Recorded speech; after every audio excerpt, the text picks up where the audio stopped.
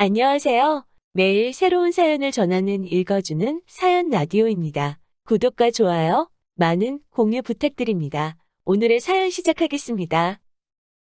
안녕하세요. 저희는 올해 30살 결혼 2년차가 되는 동갑내기 부부였습니다. 아이가 없어서 여지껏 연애할 때같이 잘 지내왔어요.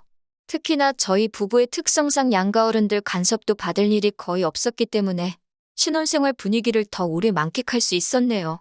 양가 어른들의 간섭을 받지 않은 이유는 저희 부부가 신혼생활은 미국에서 했기 때문입니다. 신랑은 9년 전쯤에 유학을 왔다가 눌러앉은 경우고 저는 하고 싶은 공부가 있어서 다니던 회사를 그만두고 공부를 하러 왔다가 처음 만나게 되었어요. 남편의 경우는 유학 비자를 유지하면서 근처에 있는 교민들이 많은 지역에 가서 일을 하면서 돈을 벌고 있었습니다. 저랑 처음 만난 것도 제가 공부만 하다가 한국이 그리워서 찾아간 한인타운에서 처음 인연을 쌓아가게 되었고요. 아무튼 그렇게 서로 인연이 닿아서 1년여간의 만남을 이어오다가 둘 사이에 결혼 이야기마저 오가게 되었습니다. 성격적으로도 너무 잘 맞고 둘이 살면 평생 다툼 없이 행복하게 잘 지낼 거라고 생각했어요. 그때는 미국에 살고 있었으니까 제가 너무 성급하게 결정을 내린 잘못이 크겠네요. 신랑이 미국 대학교를 졸업하지는 않았지만 직장이 있었고 돈도 잘 벌고 있는 데다가 심지어 그 직장에서 남편의 영주권까지 도와준다고 했고 저도 미국에서 공부를 하면서 이민 생각을 안 했던 게 아니기 때문에 결혼에 대해서도 굉장히 긍정적이었습니다. 저도 학업이 끝난 상황이 아니었고 남편도 직장 때문에 자리를 오래 비울 수가 없는 상황인지라 결혼식은 간소하게 치러졌어요. 2주일 일정으로 한국으로 돌아와서 양가 상견례부터 결혼식까지 다 끝내버리고 왔으니 그 일정이 엄청나게 빠듯하고 정신없었습니다. 처음 뵌 남편의 부모님은 그냥 인상 좋으신 평범한 분들이라는 첫 인상이었습니다. 신랑이 미국 생활을 하면서 한국을 한 번도 들어갔던 적이 없어서 부모님과는 7년 만에 처음으로 재회를 한 상황이었지요. 그래서 어머님이 아들 하시면서 옆에 꼭 붙어 있는 게 어찌 보면 당연하다고 생각했습니다. 아들을 향한 집착이 그 정도로 심하신 분이라고는 생각도 못했어요. 신랑도 당연히 오랜만에 뵙는 어머니이다 보니 애틋해서 그런 건 줄 알았죠. 7년이라는 시간을 떨어져 살았으니 저도 사실 남편이 어머니를 그렇게 애틋하게 생각하는 사람일 거라고는 생각도 못했어요. 더군다나 2주밖에 안 되는 짧은 기간 동안 그 모든 걸 판단할 수 없는 상황이었습니다. 결혼식을 마치고 저희가 정식으로 부부가 된 뒤 미국으로 다시 출발하는 공항에서 시어머니께서 남편한테 엄마가 차라리 아들 따라서 미국에서 같이 살까 물어보시는 게 그냥 하시는 말인 줄로만 알았어요. 남편도 엄마가 와서 살면 결혼도 안 했지 하면서 받아치는데 그냥 농담으로만 생각했고요. 그래서 저도 별로 심각하게 받아들이지 않고 어머님께 꼭 한번 놀러 오셔서 저희가 어떻게 하고 사는지 구경도 하시고 그러시라고 말을 했습니다. 남편이 출국 수속을 밟고 들어가는데 정말 눈물을 펑펑 흘리면서 울길래 오랜만에 본 가족하고 얼마 시간도 못 보내고 다시 멀어지니 얼마나 아쉬우면 저럴까 싶어서 저도 괜히 가슴이 뭉클했어요. 비행기에서 남편이 저한테 조금 섭섭하다고 하더라고요. 어떻게 어머니한테 같이 살자는 말을 하고 있는데 옆에 껴들어서 딱 잘라서 놀러 오시라고 할 수 있냐고요. 저는 그 말도 심각하게 받아들이지 않고 가족들이 보고 싶어서 저러는가 보다 했어요. 그런데 계속 옆에서 그 말을 꼬투리 잡아서 궁시렁거리고 있으니 남편이 안쓰럽게 보이는 것도 잠시고 점점 짜증이 나더라고요. 그래서 나도 공부하러 온 뒤로 너만큼은 아니지만 부모님 오랜만에 만나 뵙고 온 거라고 너만 부모님 있는 것도 아니고 너만 부모님 보고 싶은 것도 아닌데 작작하라고 한마디 했습니다. 제가 너무 심하게 하기는 했지만 그래도 이제 저와 결혼을 해서 한 집안의 가장이 되었는데 제가 앞으로 평생을 의지해야 할 남편의 모습이 너무 약해 보이는 것도 싫어서 그랬어요. 그래도 제가 강하게 나온 게 효과가 있었는지 그 후에는 남편이 딱히 아무 말도 안 하더라고요. 차라리 진작에 그때 마마보이인 걸 알렸더라면 혼인신고를 하지 않고 두고 봤을 텐데 하는 후회도 듭니다. 아무튼 저희는 그렇게 미국으로 돌아왔고 신혼생활을 시작했어요. 미국에서의 결혼 생활은 나쁘지 않았습니다. 특히 저희가 결혼식을 올리고 돌아와서부터는 전 세계가 바이러스의 공포로 벌벌 떨게 되었고 저도 그 비싼 등록금이 아깝게 느껴질 정도로 허접한 온라인 수업을 들어야 하는 게 불만이었어요. 불행 중 다행인 건 신랑이 거기서 벌이가 나쁜 편은 아니었습니다. 한인타운이 크게 활성화가 되어 있는 지역이 아니었고, 미국도 한국과 별반 다를 게 없는 건지 한인타운에서 일을 해야 할 젊은 한국 사람들이 좀 더 나은 기회가 있는 지역으로 이주를 하는 바람에 젊은 한인들이 많이 모자란 곳이었거든요. 왜 그런지는 모르겠는데 교포분들은 자기 사업체의 직원을 굳이 한국 사람을 쓰고 싶어 하셨어요. 덕분에 남편이 대우도 좋고 돈도 잘 받으면서 일을 하고 있었습니다. 말했다시피 영주권도 진행이 되고 있는 상황이었고요. 그런데 그 유행병 때문에 참 상황이 안 좋게 돌아가게 되었어요. 제가 비싼 돈 내고 듣는 수업의 질이 떨어진 건 둘째치더라도 남편이 다니는 가게 사정 또한 안 좋아지기 시작했습니다. 영주권을 진행해준다고 해도 서류 문제나 여러 가지 수속들은 이민 전문 변호사를 통해서 해야 됐고, 그로 인해 들어가는 부수적인 비용들 모두 남편의 월급에서 해결을 해야 했거든요. 그런데 유행병이 심해지니 덕분에 이민국 업무가 마비가 돼버리고 말았어요. 엎친 데 덮친 격으로 날이 갈수록 남편이 다니는 가게 사정이 안 좋아지기 시작하더니 결국 문을 닫아버리고 만 것입니다. 그냥 가게가 망해버린 거면 어떻게 기회가 있었겠는데 가게 사정이 안 좋아지기 시작하면서 남편네 사장이 세금 문제로 일을 크게 만든 게 이민국 조사에서 드러나게 되었고 영주권 심사에서 탈락해버리고 만 것이죠.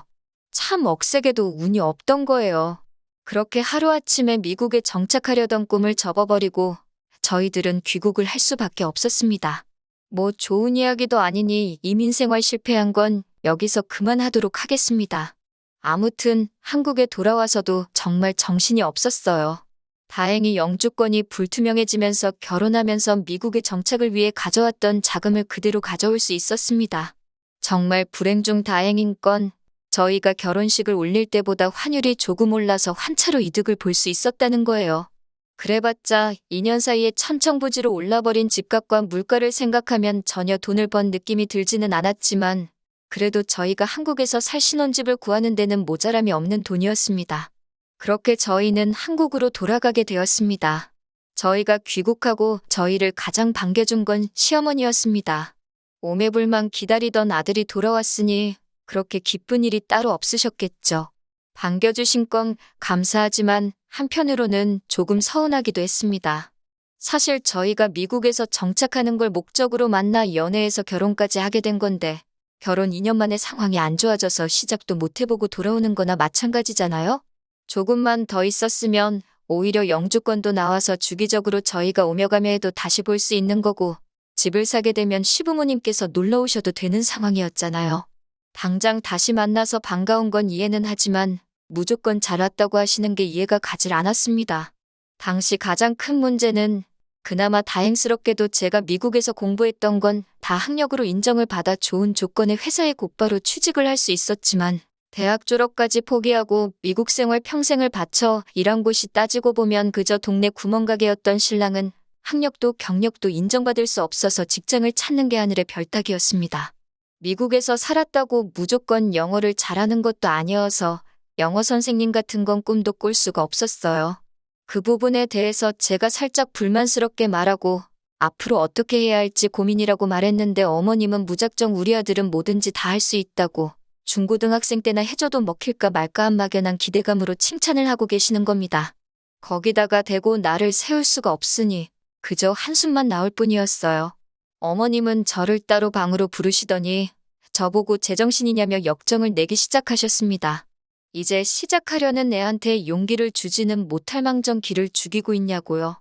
저는 기를 죽인 게 아니라 현실을 보고 말씀드리는 거라 했더니 너 잘났다며 어디 어른이 말하는데 따박따박 말대꾸를 하냐고 말하고 대화를 단절시켜버리는 겁니다. 저희가 살 거처가 마련될 때까지는 저는 친정에서 남편은 시댁에서 떨어져 지내기로 했습니다. 그렇게 시어머니와 한바탕하고 친정으로 혼자서 돌아가고 있는데 남편한테 연락이 오더라고요. 제 기분을 풀어주려고 전화를 한 건가 싶어서 받았더니 말끝마다 엄마가 물어보라는데 하면서 별 쓰잘데기 없는 질문을 하더라고요. 신혼집을 구할 때 친정에서는 돈을 얼마나 더 해주신다니 제가 취직하기로 한 곳에 자기가 일할 곳은 없는지 한번 물어봐달라고 했다느니 돈은 얼마씩 받고 일하는 거냐 하는 것들이요. 이렇게 마마보이인지도 몰랐는데 물어보는 질문의 수준만 봐도 한숨이 나와서 그걸 네가 알아서 뭐 할 거냐고 말하고 전화를 끊어버렸습니다. 그나마 다행이었던 건 시부모님이 한국에서 식당을 하나 운영하셨다는 것이었고 신랑이 거기서 서빙일이라도 하면서 용돈벌이를 할 수 있었다는 거예요. 돈은 얼마 되지 않겠지만 그래도 아무것도 안 하는 것보다야 괜찮겠다 생각했습니다. 그런데 문제가 터져버린 거예요. 미국도 그랬지만 한국도 그 시국에 자영업자들이 많이 피해를 봤다는 건 저도 익히 듣고 봐와서 알고 있습니다. 시부모님의 가게도 당연히 같은 상황이었겠지요. 그래도 요즘은 많이 완화되었고 뉴스에서 보니까 오히려 서비스직의 일자리는 많은데 일하려는 사람이 없다고 총체적인 구인난이라는 소식까지 들었는데요. 차라리 시부모님이 하는 가게가 아니라 생판 모르는 사람이 하는 데서 일을 했으면 괜찮았을 텐데 말입니다. 남편이 시부모님 가게에 일을 나가기 시작한 지도 2달이 다 되어 가는데 남편이 돈 한 푼 가져온 적이 없었어요. 다른 사람도 아니고 아들인데 설마 돈을 떼먹으시려나 싶어서 아무 말도 안 하고 있었습니다. 그때는 저희가 살 집을 구한 상황이었고 돈이 조금 모자라서 양가의 지원을 똑같이 받은 상황이었어요. 그런데 차가 없으니 너무 불편하더라고요. 요즘 중고차 값도 많이 오르고 해서 난감한 상황이었는데 직장에서 알게 된 동료가 이번에 차를 바꾸게 된다면서 관심이 있으면 연락을 달라고 했거든요. 그런데 집에 거의 모든 돈이 묶여버리게 되면서 차값을 낼 돈이 조금 모자란 상황이었습니다. 그러니 언젠가는 주시겠지 싶었던 남편의 월급이 생각날 수밖에 없었어요. 그래서 남편이 집에 들어왔을 때 일한 지 2달이 다 되었는데 돈은 언제쯤 주시는지 알고 있냐고 물어봤습니다. 그런데 남편이 저한테 인상을 팍 쓰면서 돈을 어떻게 받냐고 하더라고요. 어머니가 우리 살 집을 해주시는데 돈을 그렇게 많이 쓰셨는데 공짜로 일을 해줘도 모자라다고 하면서 말이죠. 그러면서 자꾸 제 월급이 얼마나 되느냐 물어보더니 우리도 이제 집도 생기고 자리도 잡았으니 부모님들께 한 달에 100만 원씩은 드려야 하는 거 아니냐는 헛소리를 하는 겁니다. 제 월급이 얼마인지 말 안 해준 게 천만다행이라는 생각도 들고 이 인간이 지금 제정신이 아니라서 뭐가 똥이고 뭐가 된장인지 구분도 못하고 있는 건가 하는 생각이 들었어요. 집 살 때 시댁에서만 돈을 해줬냐고 친정에서도 똑같이 해줬는데 그 돈을 왜 시댁에만 갚아야 하냐고 한마디 했습니다. 그리고 정당하게 일을 했는데 그 돈을 왜 못 받아오냐고 좋은 말로 할 때 2달치 월급 받아오라고 했습니다. 자꾸 엄마가 힘들어 보이는데 돈을 어떻게 달라 그러냐. 그럼 이번 달까지는 안 받기로 한 거니 안 받겠다. 다음 달부터 받아오겠다. 뭐 이런 이야기를 하는 겁니다. 헛소리 집어치우라고 대신 저도 100번 양보해준다고 말하고 첫 달치는 그래. 용돈 드린 셈 치자 하고 넘어가기로 했습니다. 이번 달치 월급은 꼭 받아오고 그 월급 받으면 요즘 어머님 가게 같은 일자리는 구하기 어렵지 않아 보이는데 당장 그만두고 다른 데서 일을 하라고 했어요. 남편은 깨갱하면서 결국 그렇게 하겠다고 했고요. 그리고 다음 날에 저는 회사에서 시어머니한테서 걸려온 전화를 한 통 받아야 했습니다. 회의 중이라서 전화를 일부러 끊었는데도 끈덕지게 전화가 오길래 아주 난감했어요. 정말 포기를 모르고 수십 통의 전화를 거시더군요. 잠깐 짬이 생겼을 때 회사라서 전화를 받기 곤란한 상황이라 제가 다시 전화를 드리겠다고 말을 했는데도 불구하고 어머님은 뭐가 그렇게 잘나가지고 어른이 전화하는데 안 받고 개기냐고 성질을 부리시는 겁니다. 그래서 회사에 양해를 구하고 비상계단으로 나와 전화를 받았습니다. 시어머니는 제가 전화를 걸자마자부터 언성을 높이면서 네가 뭔데 우리 아들을 어쩌고 저쩌고 하시면서 화를 내기 시작하셨어요. 왜 잘하고 있는 우리 아들 기를 죽이냐. 아들이 부모 생각해서 효도 좀 하겠다는데 그걸 못하게 하는 거냐면서 화를 내시더니 남편 보고 다른 가게에서 일을 하라고 했던 말까지 꺼내시면서 모처럼 아들이 부모하고 그동안 같이 못 보낸 시간을 보내겠다는데 네가 뭔데 가족의 화목함을 깨트리려고 하냐고 온갖 심한 말은 다 하시더라고요. 듣다가 저도 더 이상 참을 수가 없어서 전화를 그냥 끊어버리고 눈치는 보였지만 그 길로 회사에 조퇴 신청을 해서 어머님 가게로 쫓아갔습니다. 남편은 들어오는 저를 보고 흠칫 놀랐는데 어머님은 놀란 기색도 없이 저를 보자마자 저 망할 것 하면서 무슨 낯짝으로 여길 찾아왔냐고 하시는 겁니다. 제가 가게까지 찾아간 건 더 길게 이야기를 할 생각이 없어서란 것도 모르시고 제가 무슨 사죄를 하러 온 건 줄 착각하시고는 잘못을 해서 어른들한테 잘 보이러 왔으면 손에 뭐라도 들고 오는 게 예의가 아니겠냐며 제가 그렇게 예의도 모르는 사람인 줄 몰랐다고 그걸 미리 알았다면 결혼도 안 시켰을 거라고 하시는 거예요. 그 말을 듣자마자 저도 목구멍까지 올라왔다가 다시 들어간 말을 그냥 뱉어버렸습니다. 제가 여기 사과하러 온 줄 아셨냐고 어머님이 아들을 아직 더 품어 있고 싶어 하는 것처럼 보여서 그 소원 들어드리러 온 거라고 말하고 이혼하겠다고 당당하게 한마디 했습니다. 아들 그렇게 계속 품고 살라고 말이죠. 미국에서 정착하려는 모습에 자립심이 강한 사람인 줄 알고 결혼을 했는데 아직도 엄마 품을 못 떠나는 햇병아리라면 그냥 엄마 품에서 계속 살게 해주는 게 서로를 위해서 좋겠다고요. 신혼집에 들어간 돈은 양가에서 똑같이 들어갔지만 어머님이 아드님 월급 한 달치 떼먹은 만큼 저한테 더 지분이 있는 거라고, 그러니 들어간 돈만큼 돌려드릴 테니 집은 제가 갖겠다고 했어요. 어머님이 집을 왜 네가 갖냐고 또 노발대발 하시길래 어떻게 하든 상관없다고, 그럼 집값의 반을 이달 내로 저한테 보내라고 했습니다. 어차피 시부모님도 집 해준다고 대출을 더 받으신 걸로 알고 있고 직장도 없는 남편한테 그만한 대출이 나올 리가 없거든요. 남편 쪽에서 집값의 반을 줄 수 있는 능력이 안 되는 걸 알고 한 말이었습니다. 현실을 좀 봤으면 해서 일부러 그렇게 말한 거예요. 당연히 그 돈을 못 만든다는 계산이 섰는지 시어머니가 쩔쩔매기 시작하더니 다시 언성을 높이면서 그깟 집은 네가 가져가라고 또 말을 바꾸는 겁니다. 시어머니한테 능력도 안 되는 아들 어떻게든 잘 살아보려고 노력하는 며느리를 이렇게 놓치게 된 거 평생 후회할 거라고 한마디 해줬습니다. 제가 지금 받는 월급이 얼마고 저 혼자 얼마나 잘 살 수 있고 그런 이야기는 하지도 않았어요.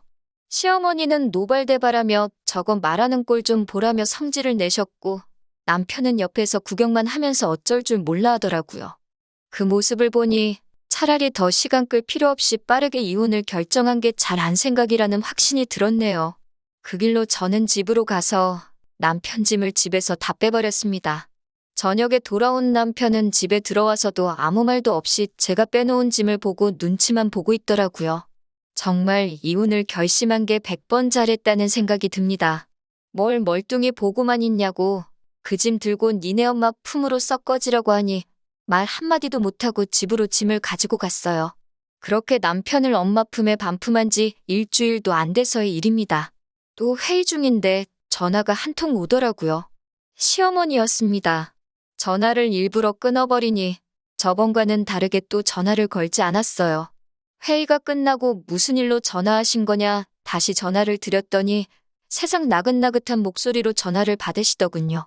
뭐하니? 많이 바쁘니 하면서 제 눈치까지 보시면서 말이에요. 왜 전화하셨나 싶어서 먼저 시어머니가 물어보실 만한 질문을 생각해서 제가 먼저 집값 드리기로 한 건 그달 말까지 준비해드리겠다고 했습니다. 그 돈 받고 나서 이혼 서류에 도장 찍으면 되겠다고 말씀드렸더니 그 말 하려고 전화한 게 아니랍니다. 아무렴 말은 그렇게 했어도 어머님도 생각이 있으실 테니 어렴풋이 눈치는 채고 계셨을 거예요. 당신 아들이 이민생활 실패하고 나서 혼자가 되면 앞으로 웬만해서는 길이 열리지 않을 것이라는 걸, 그리고 어머님이 평생 아들을 품고 계실 수도 없는 노릇이고 옆에 누군가는 있어야 한다는 걸 말이죠. 아니나 다를까 어렵게 꺼내는 말씀이 결국 오랜만에 아들을 만나서 그간 못해줬던 걸 해주고 싶다 보니 자기가 더 유난을 떤 것 같다면서. 제가 그렇게 떠나버리고 나니 아들이 저를 너무 보고 싶어 한다나요? 그러면서 제가 어머님 앞에서 큰소리 친 것도 다 눈 감아줄 테니 그냥 아무 일도 없었다는 듯이 자기 아들하고 살아달라는 거예요. 결국 끝까지 잘못했다는 말은 하지 않고 또 제가 큰소리를 쳤네, 그렇게 뒤도 안 돌아보고 가버렸네 하면서 무조건 제 잘못이고 그걸 다 용서해줄 테니 돌아오라는 식으로 말하시더라고요. 제가 한번 져주고 다시 남편과 합치는 방법도 있었겠지만 시어머니의 태도를 보니 결국 제가 모든 걸 품고 그렇게 돌아가 버린다면 앞으로도 계속해서 똑같은 일이 반복될 것이라는 게 안 봐도 눈앞에 선했습니다. 그런 스트레스를 받으면서까지 이어가야 할 결혼 생활이 아니라고 생각이 들어서 아드님도 어머님 곁을 떠나고 싶어 하는 것 같지 않고 어머님도 남편 말에 순종하고 어머님 말에 복종하는 며느리를 보실 자격이 있으시니 저 말고 다른 사람을 찾아보는 게 좋겠다 말씀드리고 앞으로 전화는 되도록이면 변호사를 통해서 해주셨으면 좋겠다 말씀드리고 전화를 끊어버렸습니다. 그렇게 결국 이혼을 하게 되었네요. 몇몇 사람들은 제가 잘못했다고 합니다. 이민 생활에 실패한 남편이 수입이 적어지니 그걸 견디지 못해 남편을 버린 여자라고요. 하지만 그건 사실이 아닙니다. 남편이 어디 가서 최저시급을 받으며 일을 하더라도 자기 주관이 뚜렷하고 우리 둘의 더 나은 미래를 위해 노력하는 사람이었다면 그 모습을 높게 사서 오히려 응원을 해줬을 거예요. 자기 코가 석자인 상황에 부모님 먼저 챙기는 효자 아들이면 저와 새로운 가정을 꾸리는 게 아니라 부모님 곁에서 평생 뒷바라지를 하면서 사는 게 맞지 않나 하는 생각이 드네요. 제가 볼 땐 어머님, 아버님께서 남편을 뒷바라지 하면서 살아야 할 것 같지만 말이에요. 집 문제도 직장 문제도 다 해결이 되었으니 한동안은 저는 최선을 다해 저희 인생을 살아보려고 합니다. 제 사연은 이걸로 끝내도록 할게요. 긴 이야기 들어주셔서 감사합니다. 오늘의 사연은 여기까지입니다. 구독과 좋아요, 알람 설정해주시면 앞으로 더 좋은 사연으로 찾아오겠습니다. 감사합니다.